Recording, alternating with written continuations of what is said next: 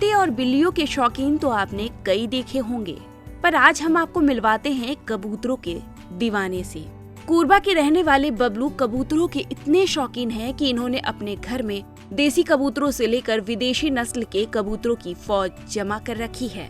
अगर ऐसा कहें कि कबूतरों के घर में बबलू रहते हैं तो शायद गलत नहीं होगा। बबलू के पास मसकली कबूतर से लेकर जर्मनी की ब्यूटी बूमर और फैंटल तक मौजूद है। बर्ड लवर बबलू के इस नायाब कबूतरों के कलेक्शन को देखने के लिए हर दिन लोग दूर दूर से यहाँ आते हैं। पक्षियों का होना हमारे पर्यावरण के लिए बेहद जरूरी है। एक थ्योरी के अनुसार अगर पक्षियों का अंत इस पृथ्वी से हो गया तो जो इंसेक्ट्स हैं, कीड़े मकोड़े, उनकी तादाद इतनी बढ़ जाएगी कि मानवों को खाना ही नहीं मिलेगा। खेतों में जो पैदावार होती है, जो अनाज पैदा होते हैं, उनकी सुरक्षा के लिए भी पक्षियों की जरूरत पड़ती है। तो पक्षी पर्यावरण के लिए काफी जरूरी है। जानकार कहते हैं कि पक्षियों के बिना मानवों का जीवन भी संभव नहीं है। आज हम एक बर्ड लवर के पास आए हैं, इसलिए हम आपको ये जानकारी दे रहे हैं। तो बबलू मारवा जी हमारे साथ है, जिन्हें पक्षियों को पालने का, कबूतरों के नस्ल को रखने का एक अनोखा शौक है। बबलू जी, हमें बताइए कि ये आपके पास अभी तो कितने ब्रीड के कबूतर हैं और कब से कर रहे हैं? करंट में 4 से 5 ब्रीड है। शौक पहले मैं सिर्फ देसी रखता था, देसी इसलिए देखते गया, फिर और ये सब बड़े फिर इस शौक फिर देखा हूँ कि ज्यादातर लोग बर्ड्स नहीं पालते हैं।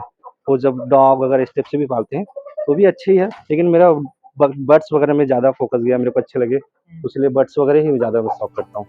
दरअसल बचपन से ही बबलू को कबूतरों में खास रुचि थी। उनका ये शौक कब जुनून में बदल गया वो खुद नहीं जानते। शुरुआत देसी कबूतर पालने से हुआ और धीरे धीरे उनके नायाब कलेक्शन के फेहरिस्त में विदेशी कबूतरों की लिस्ट भी शामिल हो गई। आज बबलू के पास मसकली, जर्मन ब्रीड का कबूतर, ब्यूटी बूमर, फैंटल और रेसिंग वूमर जैसे कबूतर मौजूद हैं।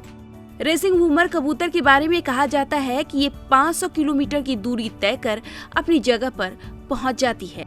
रेसिंग वूमर कबूतर की दिमाग काफी शार्प होता है। बचपन से कबूतरों को लेकर शुरू हुई दीवानगी आज भी जारी है। बबलू दक्षिण भारत के शहरों से भी कबूतर मंगाते हैं। शायद ही ऐसा कोई दिन होता होगा जिस दिन बबलू इन कबूतरों को चारा दिए बिना खुद खाए हों। खासतौर पे मैंने रेसिंग वूमर मंगाया है रेस के लिए, कि जैसे और बर्ड्स होते हैं अपने कहीं घूम जाते हैं, वापस नहीं आ पाते, लेकिन रेसिंग वूमर जब घर को पहचान लेता है उसके बाद वो वापस आ जाता है घर। क्या संदेश देना चाहेंगे आप लोगों को और प्रकृति के लिए ये जो पक्षी हैं, कबूतर हैं, कितने जरूरी हैं? पक्षी नहीं रहेंगे तो लोग अनाज नहीं मिल पाएगा, कीड़े मकोड़े की संख्या ज्यादा बढ़ जाएगी। छोटे मोटे चिड़िया पक्षी वो दाना कीड़े मकोड़ों को ही खा के हमने को धान फसल को सुरक्षित करते हैं। वो कबूतर पालना शौक जरूर है, पर ये राजाओं महाराजाओं वाला शौक है। कबूतरों को सेहतमंद बनाए रखने और उसे बीमारियों से बचाने के लिए उनका वैक्सीनेशन भी बबलू कराते हैं। कबूतरों को प्रोटीन और विटामिन से भरपूर दाना देते हैं। मल्टीविटामिन दाने भी दुकान से खरीद कर खिलाते हैं। ऐसा नहीं है कि बबलू सिर्फ इनका ध्यान रखते हैं।